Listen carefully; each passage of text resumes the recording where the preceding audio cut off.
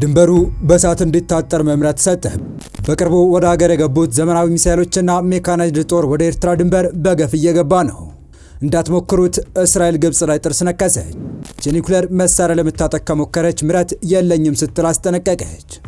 ነገሮች እንደ ቂጣ መገለባበጣቸውን በቀጠሉበትና ዓለም አቀፍ ትኩረቶች ሁሉ ቀይ ባህር ዳርቻ ላይ በሆኑበት ወሳኝ ሰዓት ጠቅላዩ ለፊልድ ማርሻሉ ወሳኝ መምሪያ መስጠታቸው ተሰምቷል። ሜካናይዝድ ጦሩ ለማይቀረው ትንቅንቅ ጓዙን ጠቅልሎ ዛላንበሳ፣ ራማና ቡሬ እንዲከት ቀጭን ትዕዛዝ ተሰጥቶታል። ፊልድ ማርሻል ብርሃኑ ድንበሩ በእሳት እንዲታጠር መምሪያ መስጠታቸው ተከትሎ በቅርቡ ወደ ሀገር የገቡት ዘመናዊ ሚሳኤሎችና ሜካናይዝድ ጦር ወደ ኤርትራ ድንበር በገፍ እየገባ ነው። በማንኛውም ሰዓት ጦርነቱ ሊጀመር ይችላል ተብሏል። ዝርዝር መረጃ አለን፣ እንመለስበታለን። በሌላ መረጃ ደግሞ ኢትዮጵያን ከአባይ እስከ ቀይ ባህር በራሷ አንጡራ ሀብትና ድግስ ላይ የበይ ተመልካች ለማድረግ ቀን ከሌት እየሰራች ያለችው ግብጽ ከወደ እስራኤል እንዳትሞክሩት የሚል ጉልበት የሚያርድ ማስጠንቀቂያ ደርሷታል። እስራኤል ግብጽ ላይ ጥርስ ከነከሰች ዋላደር ማለቷ የሚታወቅ ቢሆንም ከሰሞኑ ደግሞ በአንድ አነጋጋሪ ምክንያት ወደ ከባድ ግጭት እንገባለን እያለች ሲሆን ማስጠንቀቂያው ዛሬ ፕሬዝዳንቷን ወደ አዲስ አበባ የላከችው ቱርክንም የሚመለከት ነው መባሉ የበርካቶችን ቀልብ ስቧል። ጉዳዩ ለኢትዮጵያ ምን ማለት ነው የሚለውን ጨምሮ መደመጥ ያለባቸው መረጃዎችን ይዘን ተገኝተናል። ሰላም ውድ የሁሉ ዴይሊ ቤተሰቦች እንደምን አላችሁ? ቻናሉን ሰብስክራይብ፣ ላይክ፣ ሼር ያደረጋችሁ እስከ መረጃዎቻችን ፍጻሜ አብራችሁን ቆዩ። በኢትዮጵያና ኤርትራ ድንበር ላይ የነገሰው ወታደራዊ ጥረት ተባብሶ በቀጠለበት ሰዓት ከወደ አስመራ የተሰማው አስነዋሪ ድርጊትና የኢትዮጵያ ሜካናይዝድ ጦር ወደ ድንበር መገስገስ ተደማምረው ነገሮች በብርሃን ፍጥነት ሌላ አቅጣጫ ሊይዙ ይችላሉ የሚለው ግምት ከፍ አድርጎታል። በአስመራ ተካሄደ በተባለ የስነ ጥበብ ኤግዚቢሽን ላይ የኢትዮጵያ ሰንደቅ ዓላማና መሪዎች ላይ የቆመ ኤርትራዊ ሰው እግር የሚያሳይ የስዕል ስራ መቅረቡ እያነጋገረ ባለበት ወቅት ነው የኢትዮጵያ መከላከያ ሰራዊት ከፍተኛ ቁጥር ያለው ሜካናይዝድ ያሉንና በቅርቡ ወደ ሀገር የገቡ ዘመናዊ ሚሳኤሎችን ወደ ኤርትራ ድንበር በማስገባት ላይ መሆኑ የተነገረው። ባለፉት ጥቂት ሳምንታት በኢትዮጵያና በኤርትራ መካከል ያለው ዲፕሎማሲያዊ ግንኙነት እየሻከረ መጥቶ አሁን ላይ ወደ ወታደራዊ ፍጥጫ መሸጋገሩ በአፍሪካ ቀንድ ላይ ከፍተኛ የጦርነት ስጋት ደቅኗል። ነገሮች እንደ ቂጣ መገለባበጣቸውን በቀጠሉበትና ዓለም አቀፍ ትኩረቶች ሁሉ ቀይ ባህር ዳርቻ ላይ በሆኑበት ወሳኝ ሰዓት ጠቅላዩ ለፊልድ ማርሻሉ ወሳኝ መምሪያ መስጠታቸው ተሰምቷል። ሜካናይዝድ ጦሩ ለማይቀረው ትንቅንቅ ጓዙን ጠቅልሎ ዛላንበሳ፣ ራማና ቡሬ ላይ እንዲከት ቀጭን ትዕዛዝ ተሰጥቶታል። ፊልድ ማርሻል ብርሃኑ ድንበሩ በእሳት እንዲታጠር መምሪያ መስጠታቸው ተከትሎ በቅርቡ ወደ ሀገር የገቡት ዘመናዊ ሚሳኤሎችና ሜካናይዝድ ጦር ወደ ኤርትራ ድንበር በገፍ እየገባ ነው። በማንኛውም ሰዓት ጦርነቱ ሊጀመር ይችላል ተብሏል። በተለይም ባለፉት ጥቂት ቀናት የሁለቱም ሀገራት ጦር ወደ ድንበር አካባቢዎች መጠጋታቸውን የከባድ መሳሪያዎች እንቅስቃሴ መጨመሩ ተዘግቧል። የተለያዩ መረጃዎች እንደሚያመለክቱት የኢትዮጵያ መከላከያ ሰራዊት ታንኮችንና የረጅም ርቀት ተኳሽ መሳሪያዎችን ጨምሮ ወደ ሰሜኑ የሀገሪቱ ክፍል በተለይም ወደ ኤርትራ ድንበር በሚያመሩ አቅጣጫዎች ሰፊ እንቅስቃሴ እያደረገ ይገኛል። በተመሳሳይ መልኩ የኤርትራ ጦር ድንበር አካባቢዎች ያለውን የሰው ኃይል ቁጥር እየጨመረ መሆኑና የመከላከያ ምሽጎችን እያጠናከረ መሆኑ ተመላክቷል። ለዚህ አዲስ ጥረት ማበል ዋና ተጠቃሽ ምክንያቶች መካከል የኢትዮጵያ መንግስት የባህር በር የማግኘት ፍላጎት በይፋ መግለጹን ተከትሎ ኤርትራ ይህንን እንደ ሉዓላዊነት ስጋት መመልከቷ እንዲሁም የቃላት ጦርነት በሁለቱ ሀገራት ባለስልጣናት መካከል የሚደረገው የቃላት ልውውጥ እየጠነከረ መምጣቱ በተለይም የኢትዮጵያ የውጭ ጉዳይ ሚኒስቴር ኤርትራ የኢትዮጵያን ሉዓላዊ ግዛት ይዛለች በሚል ጦሯን እንድታስወጣ በቅርቡ በደብዳቤ መጠየቁ ይታወሳል። በተጨማሪም ኢትዮጵያ ኤርትራን የሀገር ውስጥ ታጣቂዎችን እንደ ፋኖ ያሉ ትደግፋለች ስትል ስትከስ፣ ኤርትራ በበኩሏ ኢትዮጵያ ወረራ ለመፈጸም ሰበብ እየፈለገች ነው የሚል ምላሽ እየሰጠች ነው። ሁለቱ ሀገራት ለቀይ ባህር ካላቸው ቅርበትና በቀንዱ ጂኦፖለቲካና ጸጥታ ላይ ካላቸው አስተዋጽኦ አኳያ የሀገራቱ አለመግባባት ውስጥ መሆንና ወደ ግጭት እያመሩ መሆናቸው የአካባቢውና ዓለም አቀፍ ማህበረሰብ ከባድ ስጋት ላይ ጣለበት ሁኔታ ይታያል። የተባበሩት መንግስታት የሰብአዊ መብቶች ከፍተኛ ኮሚሽነር ቮልከር ቱርክ በቅርቡ በሰጡት መግለጫ በሁለቱ ሀገራት መካከል ያለው ውጥረት አደገኛ ደረጃ ላይ መድረሱን ገልጸው ሁለቱም ወገኖች ከጦርነት ቀስቃሽ ድርጊቶች እንዲታቀቡ አሳስበዋል። ጦርነት የሚቀሰቀስ ከሆነ ቀድሞውኑ በግጭትና ድርቅ የተጎዳው የአፍሪካ ቀንድ ቀውስ ይበልጥ እንደሚባባስ ይታመናል። ምንም እንኳን እስካሁን ይፋዊ የተኩስ ልውውጥ ባይጀመርም የሁለቱ ሀገራት ጦር ለውጊያ ዝግጁ በሆነበት ድንበር ላይ መገኘት ሁኔታውን በማንኛውም ሰዓት ሊፈነዳ የሚችል ፈንጂ አድርጎታል። የዲፕሎማሲ ጥረቶች ካልተጠናከሩ በስተቀር አካባቢው ወደ ሌላ መጠነ ሰፊ ጦርነት የማምራት እድሉ ሰፊ ሆኗል።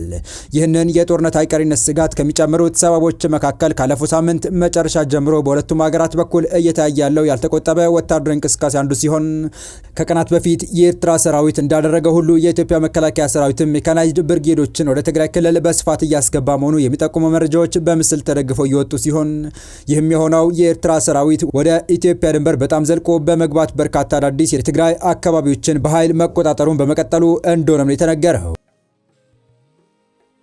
የሻዕቢያ አገዛዝ በአንድ እጁ ወራሪ ሰራዊቱን ወደ ኢትዮጵያ ድንበር አስርጎ እያስገባ በሌላኛው እጁ ደግሞ ነጭ ማረብ እያውለበለበ የሰላም አርበኛ ነኝ ለማለት ሲዳዳው እየታየ ነው። ሰራዊቱ በርካታ የድንበር አካባቢዎች ላይ ጦሩን እያሰፈረ የሚገኘው ሻዕቢያ በሌላ በኩል ደግሞ የስድብ ግንባሩን እያጧጣፈ ነው።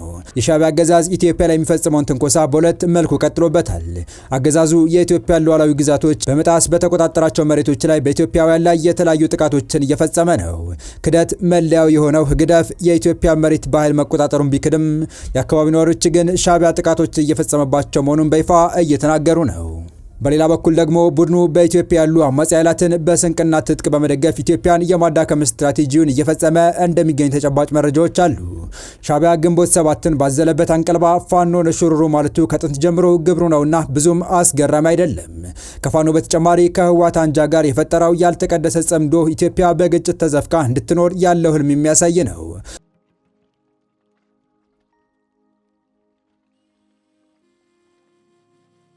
ፊልድ ማርሻል ብርሃኑ ጁላ የ2018 አዲስ ዓመትን በተመለከተ በመስከረም ወር መጀመሪያ ባስተላለፉት መልእክት ማስጠንቀቂያ ሰጥተው ነበር። ፊልድ ማርሻሉ በወቅቱ በኢትዮጵያ ያሉ የውስጥ ግጭቶችን በንግግር እንድንፈታ እንቅፋት የሆነን የውጭ እጅ ነው፣ ያ እጅ ደግሞ ይቆረጣል በማለት አስጠንቅቀው ነበር።